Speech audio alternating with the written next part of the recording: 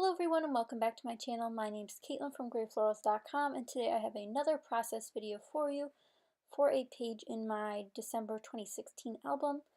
If you've been watching these videos before, you'll know that I'm not doing exactly a December daily, but it's a December album without the daily aspect. So a bunch of December photos. So today I am working on the back cover of this file folder, which is from Teresa Collins Designs. And essentially this file folder is the front few pages of this album. I recommend that you watch all the other process videos for this file folder because I have some of my favorite layouts that I've made in a while. They're just really unique since they're on this different texture. They're not in a pocket. It's just something different to work on, which I really enjoy. So I have this 4x6 photo of a floral arrangement we received last Christmas. And now I'm figuring out how I want to scrapbook it. I'm trying to remember what this is a single page process video. I thought it was a double page, but it's definitely a single page process video. So this is the back half of the file folder, but I have plenty more videos of some December / holiday / Christmas themed items coming up, so definitely get ready for those. If you have any requests about certain things you want to know about, again, this isn't a super December daily album, but I printed all the photos. I don't have photos from every day of December because I was in college this year. So if you'd like to know all the supplies I'm using in this album, I did make a kit share video because this originally started as a collab with Grace Islander on YouTube. Her name is Anna. But you should definitely check out her videos. Hers are not Christmas themed, so if you're not in the Christmassy mood quite yet, check out her channel for some. She's put a very brightly colored kit together and made some awesome pages with it, so definitely check out her videos on that. So now I've done quite a few things and I've been talking about other things. I layered my photo on a piece of a 4x6 pocket page card from the Wild Whisper Home for the Holidays collection. It was a beautiful star paper, very homey. I also layered a piece of washi tape down the left-hand side of this photo, and that washi tape is from Scotch. Now I'm taking a beautiful doily-esque stamp from the Wild Whisper Home for the Holiday stamp set, which was co-designed by Tori Bissell. So definitely check out Tori Bissell if you'd like to know and see more of her style. She designed this collection for Wild Whisper, and it's really beautiful. I really like what I did with this stamp. It's a beautiful and intricate design stamp. I'm going to be heat embossing it with some gold embossing powder. So essentially I put it on my block, put some Versamark ink on it.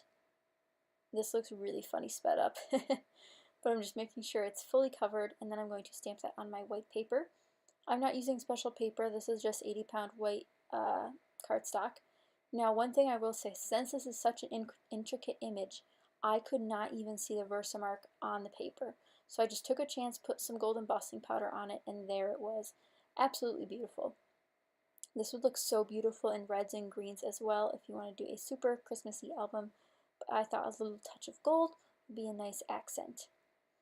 So now I'm just going to put my powder away.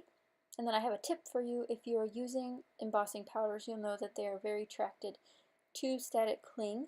So in order to combat that, which there will be a giant gap, not in this video, but in a different process video where I use the powder again, where I have a giant mess that I need to clean up. So you're going to want to let your heat gun heat up properly, otherwise the powder will blow away. But you want to make sure heat gun heats up to a hot enough temperature where it will melt the embossing powder quick enough without burning the paper. So be very careful when you're doing this. You'll see me set it down and turn it and set it down again because it does get hot. So I set it down. But once it's done, I'm hoping you can pick up the shine on camera. But if not, I have some detailed photos on my blog where you can check out more. So here's where I'm complaining about the glitter. And I have my boyfriend grab me a Swiffer cloth. And Swiffer cloths are great because they attract dust, which glitter isn't dust, but it does have the same properties as dust where it is attracted to static. So there's glitter absolutely everywhere. I know you can't see it on camera, but I was afraid you could see it on camera, so I decided to clean it up. It was all over some, so you can see there's piles to the left of the filming area and the right of the filming area, And if you know anything, that there's piles beyond the piles. That's just the way I scrapbook, is in piles. Even my desk now, a week after filming these, is still in piles. Different piles, but piles. So if you use a dusting cloth like this, or I think microfiber cloths work as well, but they'll trap the dust. There's my helper there, an extra hand. But the cloth will pick up the glitter and hold on to it pretty quickly. I will say that it doesn't take it off your hands very well, but off of flat surfaces or photos it will. You'll see me grab that in some other process videos coming up as well. Now I'm just going to trim out the stamped image here.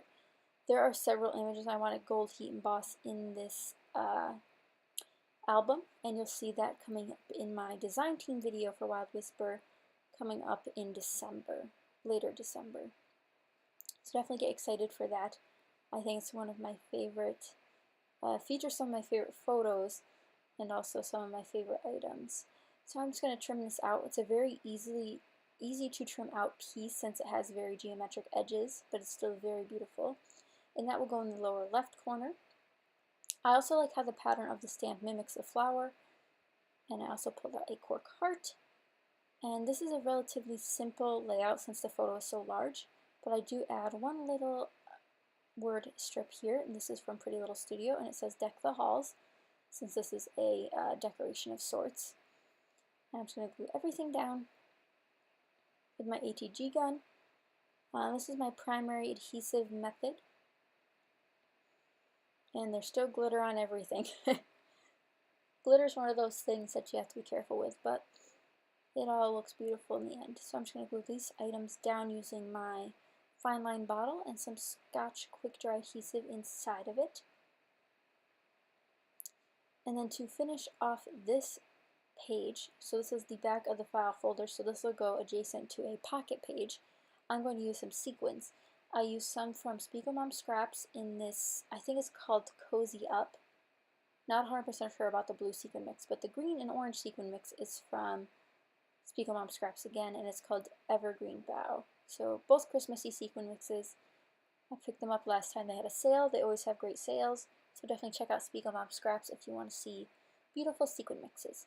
But that pretty much finishes up this layout. I hope you guys enjoyed. If you have any questions, please let me know in the comments, and I will also be including some close-up photos at the end, as well as over on my blog, so if you have any questions, you can leave them there too. So thank you guys so much for watching. If you like this video, be sure to give it a thumbs up, and I'll catch you guys next time. Bye!